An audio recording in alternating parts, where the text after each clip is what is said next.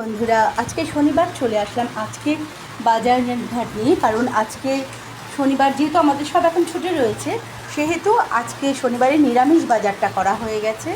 আর কালকে তো জামাই ষষ্ঠী, বিরাট বাজার ঘাট সব হবে। মানে জামাই ষষ্ঠী বলতে আমাদের বাড়িতেই আমরা চারজনই এটা করি। কারণ আমার যেহেতু বাবার বাড়িতে বাবা নেই, আমার ছোট বয়সে আমার বাবা মারা গেছে এবং তারপরেই আমার বিয়ে হয়ে গেছে।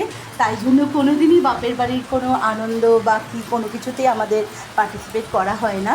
কারণ বাবা যেহেতু নেই, কে ইনভাইট করবে?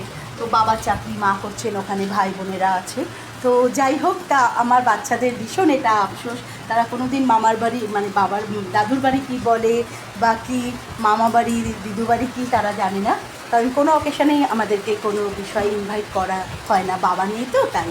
তো যাই হোক, তাই জন্য আমাদের বাড়িতে সমস্ত অকেশান আমার বাচ্চাদের বাবার সমস্ত কিছু কেনাকাটি করে, যাতে বাচ্চারা দুঃখ না পায়, সবটা করা হয়। তো সেই মতো কালকে আবার